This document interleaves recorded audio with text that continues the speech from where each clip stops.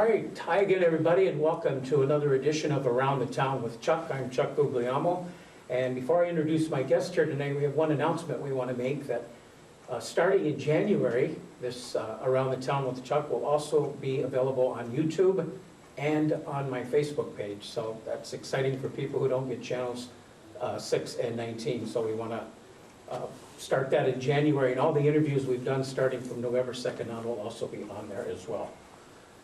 Today we want to welcome the boys varsity basketball coach of the Jefferson Falcons, Steve French. Steve, how are you? Hi Chuck, good to be here. Thanks for coming in. Thanks. I'm glad to have you and been excited to talk to you because you got an undefeated basketball team as we go right now. But first, before we get into the basketball, talk to us a little bit about yourself, starting with high school up to your current position. Sure. I went to Pontoon Valley High School, played there for a few years, and coached there when I kind of got into college, started coaching there, helping out with the younger guys, 5th and 6th grade. I'm in my 9th year coaching now, so I spent 4 years at Pontoon and 5 years at Jefferson, my 3rd year as a head coach. I'm also an advisor at Jefferson and Lakeside. I help out with a program called Access. So I'm in the schools a little bit. It's my 1st year doing that, which is nice. We've had some success at Jefferson lately, the past 3 years, so that's been good, and really good administration, good support there. Really enjoyed being there. And your coaching staff, why don't you run down your coaching staff for us, starting with the middle school program, working on up to your position? Sure. In the middle school, we have a lot of really dedicated guys.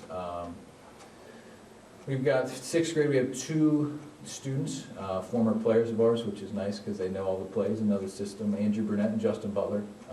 They do a really good job, volunteer a lot of time. Rick Furman does 5th grade for us. He does a good job. Our superintendent, J.C. Montanaro, helps out with them as well. At the junior high level, we have Scott Barber, who's also known as the boys baseball coach, coaches golf at Jefferson, fixture at Jefferson. Fine baseball coach, I might add. Yeah. So Scott does 7th grade for us. And we have another younger guy, Johnny Namey, who was a Jefferson graduate, quarterback for Jefferson a few years back. He's a teacher at the school. He does 8th grade. He sat with us on the varsity bench last year, learned a lot, real involved, energetic younger guy. And at the high school level, TJ Furman is our junior varsity coach. He's coached at Jefferson quite a while. And Jeremy Huber, of course, helps out with the varsity team as well. Didn't realize that Andrew Burnett helped you. He's a nephew of mine. Yes, yeah. I didn't realize that. Yeah. How's the middle school program doing right now? It's good. It's good. I think there's some talent in every group, which is nice. A lot of times you have an up year or a down year. Every group has some talent and kids you can kind of project to play at the varsity level someday, which is really good to see. They practice, most groups practice 3 or 4 days a week and then play games on the weekends. So they do put in a lot of time and are doing a really good job down there. Talking with Steve French, the boys varsity basketball coach for the Jefferson Falcons. Let's get into the basketball team. They are 6-0. Correct me if I'm wrong, but you have not played in 11 days. We're going to play tomorrow night against Edgewood, and if I'm right, you got 1 game in 18 days? Yes, yeah, that's correct. Is that, being 6-0, I would think I'd want to get out there and play. Now, if I was 0-6, maybe I'd want that long break. How do you feel about that? It's good and bad. You know, as a coach, I like it because we can get in and practice, and I think every time we practice, we get better. So it's nice to practice. It's difficult because games are different, and it's hard to simulate a game. One nice thing we do have is we have a lot of alumni that have come through that are willing to come in and work and help us out. So if we need, some older guys to play against or scrimmage, I can bring in 5 or 6 older guys and compete against some adults. And it makes it nice because they're tough competition, good players, and we can make it game-like. Now, while you have this time off, you're able to go out and do some scouting yourself? Yes. I would assume so. Yeah, I did a good amount of scouting last week. Went and watched Newton Falls, went and watched Lake Catholic, and some other teams that I went and watched Connie also. So yeah, getting prepared for some games ahead, but definitely focusing on Edgewood tomorrow. It's a big rival for us. Yeah, your big game there, AC game. Yep. And county rival Edgewood Warriors. They've been a team. I don't want to talk about Edgewood, but they've been a team that's, they can put up a lot of points on the board, but they've been a little bit inconsistent on offense side, I think. Yeah, when they make shots, when they're making their threes, they're tough. I think if we can get them in a more full court game, a quicker game, and out of the half court game, I like what we can do there. But when they're making their shots, they're a handful. Looking at your record at 6-0, looking at some of your opponents you've played, I really only found 2 close games. Matter of fact, you're averaging, I got you at 66.5 points a game offensively and defensively 48.8. That's a difference of almost 18 points. You gotta love it. Yeah, the first couple games were close. We had a close one with Riverside, and they're a good team. They played us very tough. The second game, we played really poorly against Niles, and they have one really good player. In fact, he just scored like 46 the other night, broke their school record, Cameron Kane. He had a good game against us. So we didn't play well that game. It was a slower game. Yeah, 54-51. Since then, we've really played better. And Howland, we didn't play as well the last time out, but the other games, we played really well on both ends of the floor, and we've been able to have some good margins of victory. The Niles, were any of these games, did you ever find yourself having to come from behind? Were you ever trailing in any of these games, especially the Riverside and the McKinley game, you remember that? Maybe just a few points, a few possessions. But I try to preach to kids, even though we're behind, we never worry. And we had a game last year, we played Howland down there.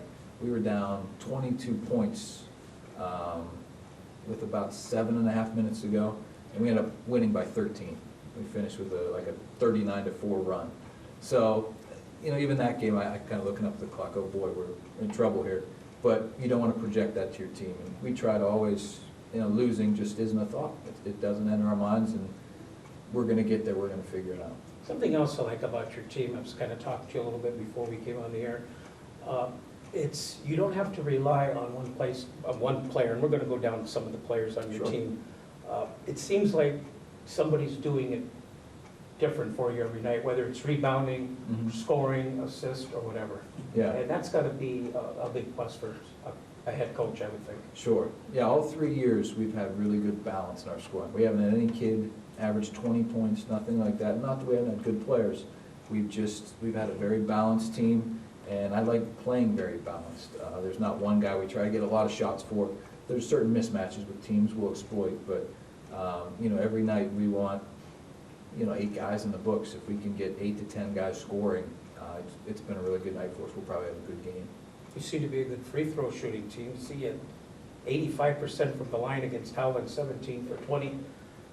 All those points add up, don't they, when it comes to that final score? Yeah, we have our days, and we're doing a lot of different shooting drills in practice this year. The 2 losses we've had to end our season, I think our shooting's really let us down, and we're spending a much larger amount of practice on shooting. We're shooting with some different drills much faster at a quicker pace. Even free throws, we shoot like a rapid fire 1-minute free throw drill, just focusing on form and trying to do just some different things that I think can help our shooting, because at the end of the year we've had trouble shooting the ball against some of the better teams that have knocked us out of the tournament. So we don't want that to be a weakness this year. Talk to me a little bit about free throw shooting. I've heard 2 things. One, I've heard it's all about focus. And then I've heard, from watching the Cavaliers, I've heard them say that sometimes it's more them being tired when they go to the line because they're playing so hard defensively.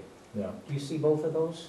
I see both of those, and we try to teach our kids, it's on your time, take the ball when you're ready, step up, do your routine, put everything out of your head, and make a good shot. So we're getting better at it, but it does come down to a lot of, I believe, individual focus, and it's a lot of repetition, just practice time in the gym by yourself or with a teammate, and that's something that can't be replaced. How do you like playing in the AAC? This is how many years now for Jefferson being in that conference? About 4? I think this is our 5th season for boys basketball. We've been in the conference. I enjoy it. I really like it. The travel, I know a lot of people dislike the travel. A lot of nights it's good. Some nights it's long, especially on Tuesday nights for us. But, I think all in all it's good. We have 5:30 starts for JV, which helps, gets the kids home a little earlier. Especially on the Tuesday night games. Yes. I like the fact that, we run our tier twice, but then we can play up, we can play down. There's 3 tiers in the AAC right now. So we play crossover games. I think we play maybe like 4 teams in the top tier that are Division I teams, and play maybe 2 teams down, Division III schools. So it's nice for that. Edgewood and Lakeside also in the AAC. Yeah. What tiers are they in? Edgewood is in the middle tier. Lakeside is in the top tier with the larger schools. But you will play both of those schools? Yes. Yeah, we play Lakeside, I believe, on their senior night right at the end of the year, and we play Edgewood twice.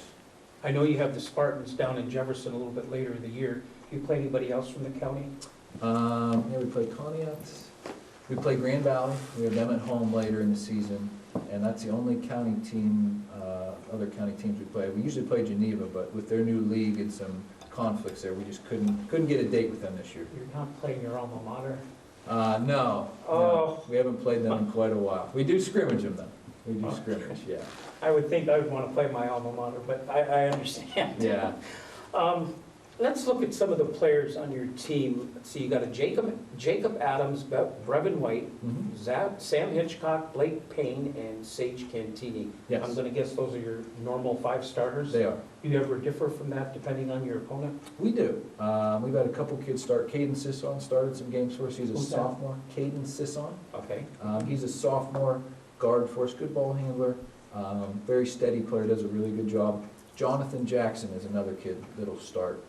He's probably our best one-on-one defender. And so if we're playing somebody that has a really good guard, he can go out and guard them. So he'll play a lot of nights like that. So those guys have been in the starting lineup. But now with Sage back on board, he's probably going to be a starter from here on out. He's already paid big dividends for you in the Yes. scoring column. Yeah, yeah, he's a very good player, good athlete, very quick, and knows how to use his body, kind of get in there and finish. So he's done a really good job coming back for us. Another big basketball name out of Andover is Hitchcock. Yes. Of course, he's Yes. had fathers and grandfathers that have Sure. coached the game, and they're Hall of Fame coaches. Mhm. And talk a little bit about Sam Hitchcock. So Sam is a very tough player, mentally and physically. I see opponents go at him like I've never seen anybody before. Kids really target him, and he just kind of takes it and keeps going. But incredibly tough. He got slowed down a bit in football this year, had a couple injuries, and he's still trying to come back from that now. But he's playing for us and doing a really good job. He's a good leader, and he's only a junior. He'll be back again next year. So it's great news. It's great news, is right. Yeah. And Blake Payne, Blake, he's a board man. yeah, Blake is great story, great kid, really nice family. Worked very hard. In junior high, was the team manager, kept sticking with it, and now he's a starter for us. And I think he has opportunity to play in college. He could be a Division III player at some places, and he's even looking at some track stuff in college, a little higher. So he's really done a great job, lifts very hard, and just does anything you ask. Great kid. What about your multiple sport athletes? Do you have quite a few of those on your roster? Yeah, most of our kids are multi-sport. I would say maybe the only one that plays one sport is Jacob Adams. Everybody else plays 2 or 3 sports. Do you ever say to yourself, don't get hurt in that sport? At the football games. I don't want to lose you on my yeah. basketball team. Yeah, at the football games I do. I really do, to be honest. I go to all of them, try to, and yeah, as a coach, you're sitting there with your fingers crossed. Right. But I encourage him to play. You know, Blake's a kid, never played football, Sure. and he came out this senior year. I know he had a great season, caught a touchdown pass in week 9, real exciting. So yeah, the more sports we can get kids in, I think it keeps them active, it keeps them going to practice in a routine, and they're not sitting at home playing video games and things like that. So Sports that's what we teams want. out in Jefferson have been pretty good lately, not just the boys basketball, Yeah. but the football's been good the last few years, and I see they got some pretty good wrestlers as well. Yes, and I think that you can attribute that to first the administration. J.C. Montanaro understands athletics, which not all superintendents do. You know, people place value on certain things. He understands the importance of athletics in the school. And Jeremy Huber, being the high school principal and the great athlete he was, he certainly understands it. And they're both very supportive of coaches. They try to hire very good coaches, and it's been a good run. Our girls softball team made it to state last year. They had a really good run. We've been doing very well in the AC, girls volleyball, boys golf, football. Yeah, So- extremely well, and it's good news for county, Yes. representing Ashtabula County. What are your set of beliefs as a coach and how it relates to education for players? I think How do you education. relate the two? Yeah, I think education always comes first, and we haven't probably got on the line and ran for our grades for about a week. So, you know, we monitor grades, and our TJ Furman, the JV coach, does a great job monitoring the grades, and I help him in that as well, especially more this year being in the school for the first time. We keep a close eye on it, and, you know, we set some team goals in terms of GPA and things like that. But it's a lot of individual conversation you have with kids. Hey, I see you're slipping behind in this class. What happened? You didn't turn this homework in. things like that. And we try to hold kids accountable. And once they know you're looking and you're concerned about them as more than an athlete, you're concerned about them as a person and their future, they appreciate that, and I think they do a better job in the classroom. How about communication? Do you communicate with the other coaches in the area at all? Yes, yeah, I think, all in all, the basketball coaches do a good job of communicating.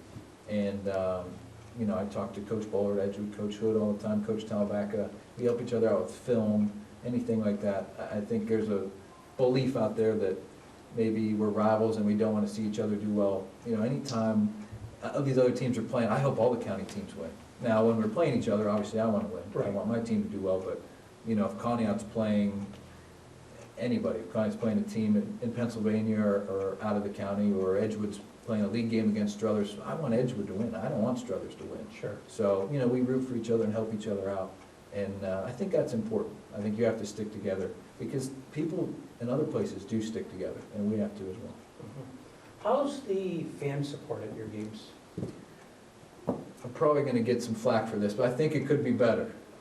Especially with, the team we had last year, we were, 19-0, yeah, I we think. made it last to year. 19-0. We had Manor Lake Catholic game 20, and it was packed. I mean, it was borderline sellout, which is great. But a lot of the games, it's half full, and this year it's been about the same. But I just know, the really good teams, and last year was probably the best team in Jefferson history in my estimation. I think this year could be even better. Those don't come around all the time. So when you have them, and we've seen it at Pymatuning, we had a very good team. We've seen it here in Conneaut as well. Yeah, yeah. And in 2008 at Pymatuning, we had a great team that made it one game away from state. And they had great support. And then after that, kind of dwindles a little bit. And, you like to see the kids supported. I'd like to see them supported because I know how much time they put in. They put in a lot of time and a lot of hard work. And I think we play a fast style, an enjoyable style to watch. We like to get up and down. And it's fun. It's fun basketball. So I would like our fan support to be better always. I think any coach would. And as the year goes on, it usually does get better. I'm thinking you'll have a jam-packed Warrior Gymnasium tomorrow night. Yes. Edgewood always brings a good crowd. And, these games at Edgewood are always full. And likewise at our place, we have a good crowd for them too. That's probably our largest rival, Jefferson, is Edgewood. Now, when we were talking about fan support, what about student cheering section? Was that in part of your assessment, or were you doing it with adults? Say the students have really stepped it up, and I think that starts in school with Mr. Huber, and he's kind of got some kids spearheading our student movement there. We've had some good kids, Brandon Ranke, kid who played for us a few years ago, Tyler Mills, and I'm sure there's some others I'm forgetting, but those guys, they're on Twitter and they do their kid stuff out there on social media, get everybody involved, have special nights, they have themes every night where they dress up, and they have fun with it. It really does give you a little bit of a home court edge when you have that student section does. behind you. Yeah, I remember the mid-90s teams here in Conneaut, that stage crew over there. yeah. I had somebody from Edgewood say, that's gotta be worth at least 8 or 9 points to them Mhm. when they had, when they had the good team. Kids love to see it. Yeah, what about your communication expectations from the players and parents themselves? Do you deal much with parents, like, why isn't my son playing much, or that kind of stuff? We tried to, at the beginning of the year, really set our ground rules with parents. We don't want to talk to parents after games, wait 24 hours, things like that. Try not to discuss playing time, very, very little, especially with other athletes. We won't discuss somebody else's playing time. You don't talk about your own son. We'll talk more about what you can do to get better, what we think needs to improve for you to get on the floor more. Basketball is very difficult because you can only put 5 guys out there. And every other varsity sport, whatever it might be, football, you got 11 on each side, offense, defense, and baseball, you got 9 in your DH. And varsity basketball, there's only 5 in the whole school. And so it's very tough. And we tell our kids, hey, you made the varsity team. That's a good accomplishment. We have 200 and some boys at Jefferson. You're 1 of 10 guys, that's very good. So we try to encourage that. But it is, I'll be honest, it's difficult with parents. And every year it feels like it's just like one notch a little harder. It just gets tougher every year. We try to deal directly with the kids more. I tell everybody, I say, I don't coach parents, I coach kids. I want to deal with the kids. And we try to handle it that way because I think it's important for them to learn how to communicate, because they're going to have to communicate with the boss and everything else, a college professor in life. And mommy and daddy aren't always going to be there to help you. So the earlier you learn that, I think, the better. I have to ask you this question, as Tim Telbach or any basketball coach that I bring in. Do you like the 3 officials, or do you would like to go back to the 2? Officiating is always a hot button issue. You know, I think for the most part, I do like 3. I think it's better. I think the only confusion with basketball, you know, you talk to officials, and I think there's 2 kinds of officials. Some guys only call things in their zone. So if it's in my zone, I'll call it. Not in my zone, even if they see it. If a kid travels and it's out of their zone, they won't call it. Then there's other guys that say, if I see it, coach, I'm going to call it, no matter where it is on the floor. That's the only thing I dislike in basketball. I think it needs to be one or the other. You can only call things in your zone, or everybody's kind of watching the whole floor also. You watch your zone primarily, then the rest of the floor secondary. That's the one frustration I have with that. But otherwise, the officials do well. They make mistakes, just like coaches, just like players. And it's tough to be too hard on them. Exactly, yeah. We're all going to make mistakes. I was saying to Tim about, he prefers 3 too, by the way. Mhm. But he seems to be a little bit more wild or intense than when I've seen you coaching games. And I said, I says, it's amazing. I sit there and I said, you're going to get a technical, you're going to get a technical. He says he knows just about how far he can go with an official. How do you feel about that? Do you know how far you can go? Yeah, I think you know the line. I've never received one. In my 9 years of coaching, never received a technical on any level. You know, we try to pride ourselves on control. And same thing with the kids. If one of our kids gets a technical, they're going to be on the line running the next day, and there's punishment for that. I kind of tried to get one in a game earlier this year, and the ref just wouldn't give me one. I was pretty upset. Because you got a reputation of not getting any. It could be, yeah. You know, sometimes I'll get upset with, maybe if I think plays got a little too physical and things, some of our games, things kind of get out of hand, especially in the second half if we're up. You know, we had some situations last year, a couple of our kids even got like punched. You know, so when you see things like that, you can get upset. You want to protect your players, and that's where I get upset, not so much with the call, but if I feel the game's got out of hand and officials aren't willing to get it back in line, I will let them know. Mm-hmm. Talk to me a little bit about your discipline policy with the team, with the players. Have you ever had a discipline for whatever the reason, Yeah. major or minor? Yeah, discipline all the time. I think the one thing that maybe is different with us is our discipline is different for every individual. And I know that drives parents nuts, probably drives the kids nuts. You know, there's certain kids that maybe have more issues than others. There's certain kids that, you know, you just deal with everybody differently in life. No one person is the same.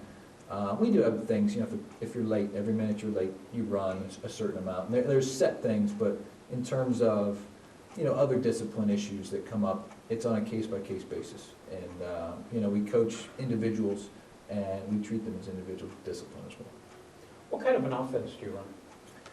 I'm a set guy. I think in basketball, there's guys that run sets, there's guys that like motion. I'm not a big fan of motion just because of our personnel and what we have. I prefer sets. So we run a lot of sets. We like getting the ball inside, and we like to attack the basket. Those are our 2 things. We're not necessarily the best shooting team in the world, so we like to get high percentage shots around the rim or get fouled. That's scary. Yeah, we're 66.5 points, and you're not the best shooting team. We're not, no, and that's, I thought we'd be a lot better shooting this year. It's a little worrisome right now, to be honest with you. Do you find your team, do they go in like a scoring drought during the game? Sometimes, yeah, I think sometimes guys might go one-on-one and get away from our sets. Sometimes we're our transition game. And we do well in transition when we get layups or open threes, and we do well with our sets when we slow it down and execute. But all the possessions in the middle, where we don't really call a set, and it's kind of transition, kind of half court, we're just not scoring on those. So we watch film and look at all that stuff and discuss it. Besides falling behind 10, 12, nothing, give me an example of when you would call a timeout. Anytime, you know, for an example, we had a game this year. We were supposed to do something coming out of a timeout in the second half of a game. We're playing Lakeview. I told the kids what play was going to be run, and I told them what defense we were going to run to combat that. We did not run the correct defense. They ended up running the play that the coaches told them was coming. They ended up they didn't score, but we fouled them on the play. Was this your last game you played? This was a few games ago. Okay. Yeah, at home. We played Lakeview. And I called a timeout immediately about 5 seconds into the third quarter. And, you know, had a quick message for our guys, and they got the message, and we ended up putting up 49 points in the second half and doing a good job from there on out. I think it was your last game you played, which was Howland, I believe. Yes. Where you won by 13. But you weren't too thrilled with the rebounding in the first half of that game? No, rebounding's a big key for us. That's probably the biggest key to our game. That gets our transition game going, and I think we only out-rebounded them by 4. The rebounds were 36-32 that game, and we want it to be 2-1 every night. So if we got 40, you should only get 20. That's our goal. So when we rebound, we control the game.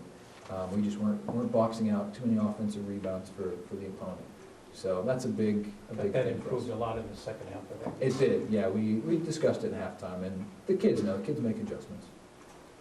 What about your defense? Are you a believer in zone defense at all? We will play some zone, depending on opponent. I believe primarily man-to-man is the best defense.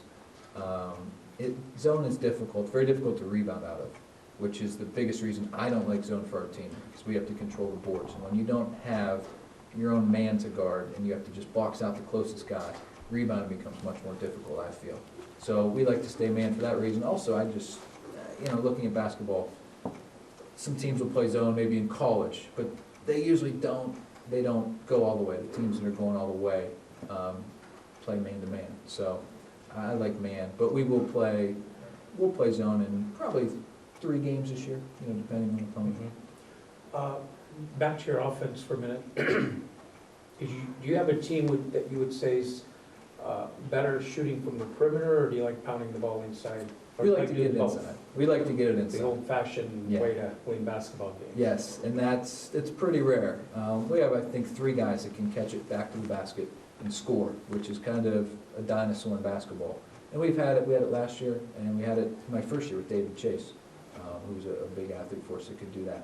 So we've been blessed to have some guys that could do that, but we also work with it in practice. We work on post moves, things like that. We want kids to be able to catch it in the post and score. And it's still the highest percentage shot. I think you get fouled more inside than you do on the perimeter. And, we like to get it inside. Now, with all this time off you've had, I'm assuming you're still you're practicing just about every day. Yeah, we practice every day but Sunday, and a lot of times kids will text me on Saturday evening, hey coach, can you open up the gym on Sunday? Can we get in? We had 5 individuals come in yesterday, get out the shooting machine. They put up about 800 shots and then played some 3-on-3. And, the kids work very hard, and we don't pursue them at all. They let us know, hey coach, can you open the gym? And that's nice to see kids get extra work like that. But yeah, we practice every day, about 2 hours we usually go. So after a Friday night game, say a hard-fought Friday night game, you'll come back Saturday morning and practice? Saturday morning, 8 a.m. every Saturday. And if you have a game Saturday night, you just go through a little drill? We'll do a shoot around. Like tomorrow, there's no school, so we'll have a shoot around tomorrow at 10 a.m. We'll go 10 to 11, and it's nice to get the kids in, and it's not so much about the reps or the shots or whatever we might do. I think when you're not in your normal rhythm, it's harder to play a game. So, naturally, a teenage kid's going to want to sleep in, they're going to want to eat, and they're going to want to play video games. And Probably eat first. Yeah, if we didn't get them in at 10 a.m. tomorrow, they could wake up at 1 or 2 or 3 in the afternoon, go eat McDonald's, and then get on the bus. Well, that's not what you do every other day we play. So we want to get you in at 10. Then I think the kids are up for the day at that point. Go have a normal lunch, have a couple hours with your family at home, then get on the bus and play. What about the back-to-back dates? Do you have any of those this year? We do. We have a Friday, Saturday later in the season. That's usually okay. I think we're ready to go with our, we play Friday night, 8 a.m. to 10 a.m. We're in the gym on Saturday, then we lift on Saturdays, also 10 to 11. So we... So you don't notice any tired legs maybe on the Saturday night? I don't think so. We try to make practices difficult. Our practices are not easy. And games, it's 32 minutes. It's relatively quick. We go at a fast speed for 2 hours in practice. So I want practice to be much harder than a game. So when you get out there, you're fresh and you're ready to go. And they're too young to get tired legs, right? It's not like That's what we tell them. Cavaliers with back-to-back games. Yeah. What about 3 games in a week? That can be difficult. Yeah, just I think for myself more on a preparation standpoint, because we do a lot of preparation. We do a lot of scouting and going over what the opponents do. So that's difficult in terms of just getting in what we want to practice for the other team. Shot clock. Would you like that in high school? Doesn't matter to me either way.